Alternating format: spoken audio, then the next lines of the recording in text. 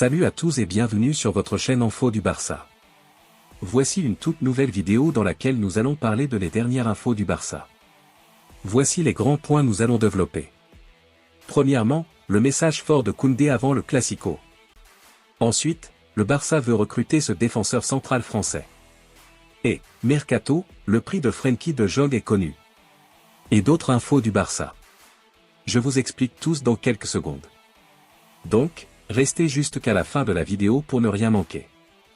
Mais avant tout, abonne-toi si c'est la toute première fois que tu nous suis sur cette chaîne, et activez la notification afin d'être à la une de toutes nos vidéos d'actualité comme celle-ci, donc n'hésite pas à lâcher un gros pouce bleu et quitter votre commentaire. Si c'est fait les amis, on y va. Real Madrid, Barça, grosse tradition rompue avant le choc. L'avant Real Madrid, Barça ne sera pas comme les autres années. C'est classique. Pour le compte de la 11e journée de Liga, le Real Madrid, deuxième du championnat, reçoit le Barça, leader avec 3 points d'avance sur la Maison Blanche. Un choc XXL entre les deux cadors de la Liga qui pourrait déjà donner une indication sur le futur champion, ou complètement inverser la dynamique. Et comme le veut la tradition, quelques heures avant le duel, Florentino Pérez, le président des Merengues, et Joan Laporta, celui des Blaugrana, ont pris pour habitude de partager un repas aux restaurants Alaca. Pour autant, cette année fera visiblement office d'exception, comme le dévoile le quotidien Mundo Deportivo. Il ne s'agirait pas d'une brouille entre les deux dirigeants, mais plus une question de logistique.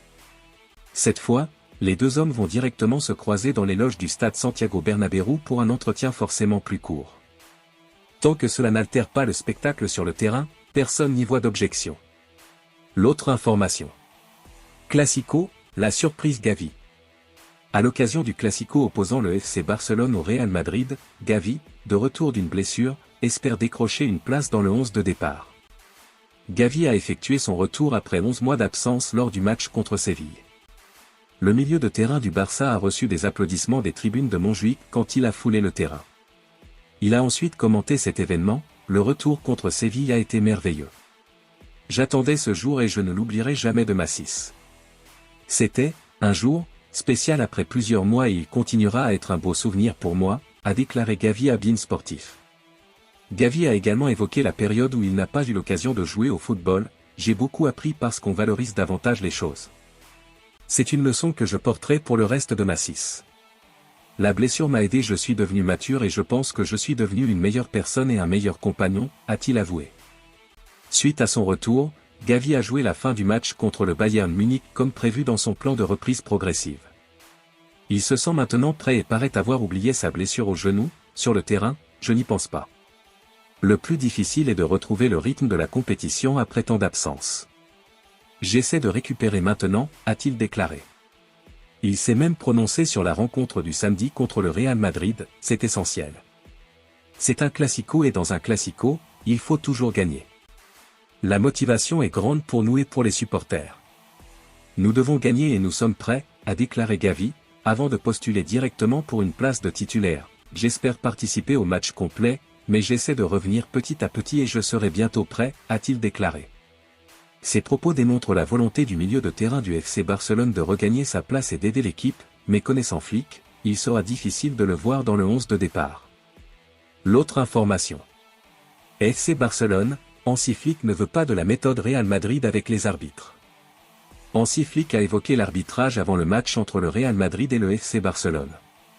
Ce samedi, le Real Madrid et le FC Barcelone vont en découdre à Santiago Bernabéu à l'occasion du premier Classico de la saison. Une rencontre forcément particulière puisque 3 points séparent les Blaugrana, leaders de Liga à 27 unités de leurs rivaux. Alors que, ces dernières saisons, le Real s'est souvent servi de sa chaîne de télévision pour faire des compilations d'erreurs des arbitres pour leur mettre la pression et obtenir des décisions plus favorables, ce procédé n'entre pas dans le calcul du côté de la Catalogne. Flick ne tentera pas d'influencer les arbitres. Si le FC Barcelone a été pas mal lésé en ce début de saison avec des buts refusés et des exclusions sévères, Hansi Flick ne veut surtout pas que son Barça n'utilise ce genre de ficelle. Nous ne ferons pas ça, a-t-il lâché en conférence de presse, tenant sa ligne de conduite initiale. Les arbitres ont un travail difficile et je n'ai eu aucun problème avec eux car je dis à mes joueurs qu'ils doivent penser à leur travail, pas aux arbitres. Le ton est donné. L'autre information. Le Barça troll le Real avant le Classico. À la veille du Classico, le Barça provoque le Real Madrid avec une vidéo montrant un maillot géant blaugrana à la Puerta del Sol. À la veille du Classico tant attendu entre le Real Madrid et le FC Barcelone, le club catalan a frappé fort avec une provocation spectaculaire. Une vidéo publiée sur les réseaux sociaux du Barça montre un maillot géant des blaugrana installé en plein milieu de la Puerta del Sol à Madrid, accompagné du message ironique « Bonne nuit, Madrid ».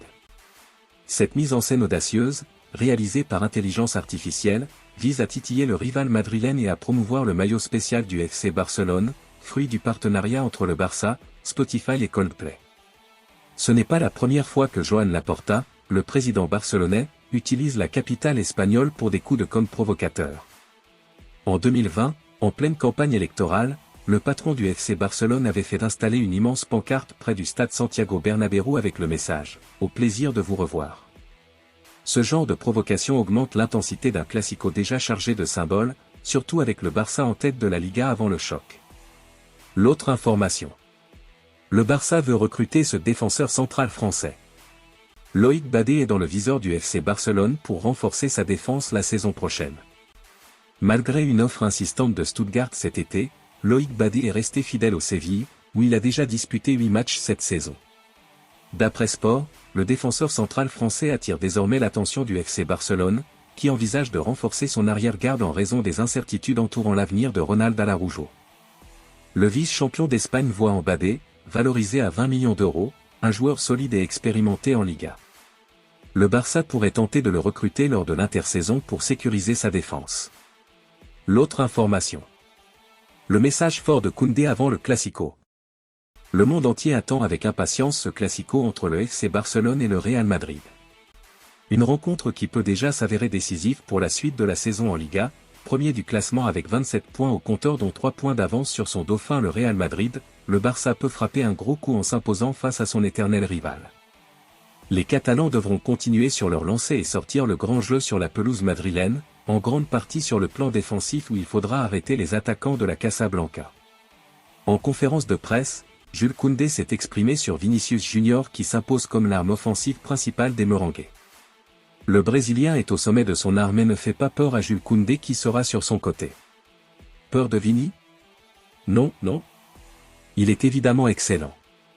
Vini est sûrement leur plus grande menace. J'adore jouer contre les meilleurs. Ce n'est pas le genre de joueur qu'on peut arrêter tout seul, surtout pendant 90 minutes. Il y aura des moments où j'aurai besoin d'aide, c'est normal, car c'est un sport d'équipe. L'autre information. Barça, Mercato, le prix de Frenkie de Jong est connu. Alors qu'il possède encore une certaine valeur marchande, Frenkie de Jong pourrait être vendu au prochain mercato estival. Le FC Barcelone a fixé son prix. La situation de Frenkie de Jong est décidément bien particulière. Arrivé en grande star en provenance de l'Ajax Amsterdam, il n'a jamais réellement concrétisé tous les espoirs placés en lui. Désormais plus gros salaire du FC Barcelone, il est devenu un poids tant pour le côté sportif il accumule les blessures, que pour le côté économique. Et dans un contexte délicat pour les finances du club, il ne fait aucun doute qu'un départ de l'international néerlandais ne sera pas de refus. Toutefois, il faudra mettre la main à la poche pour se l'offrir. Plusieurs clubs ont montré leur intérêt au fil des années, comme le Paris Saint-Germain. Mais avec l'arrivée d'Erik ten Hag à sa tête, c'est Manchester United qui fait le plus forcing.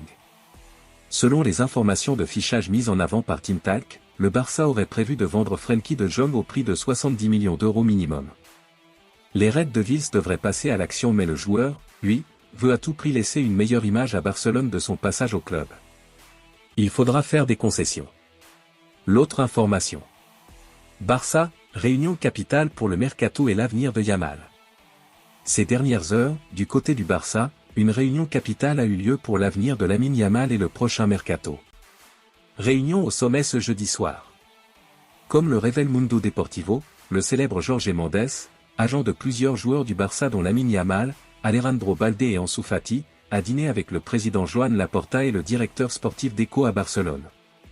Cette rencontre, organisée après que Mendes soit arrivé de Las Vegas, intervient dans un contexte de potentielle révision du contrat de Lamine Yamal, le jeune prodige qui a lié son avenir au Barça jusqu'en 2030, avant son explosion sur la scène internationale. Bien que les détails de la réunion n'aient pas été confirmés, il est probable que le club cherche à adapter le contrat de Yamal pour refléter sa valeur actuelle sur le marché. Outre Yamal, Mendes représente d'autres talents de la Masia, tels que Guy et Pedro Fernandes. Mais également plusieurs joueurs internationaux comme le gardien Diogo Costa, une option envisagée pour le Barça. Avec la blessure de Ter Stegen, Barcelone évalue le marché des gardiens et ne ferme pas la porte à de futurs recrues, Szczęsny étant le dernier en date à rejoindre l'effectif. Merci de l'avoir suivi, n'oubliez pas de s'abonner et d'activer la notification pour ne pas rater aucune de nos prochaines vidéos et quittez votre like pour plus d'encouragement. Merci, à bientôt.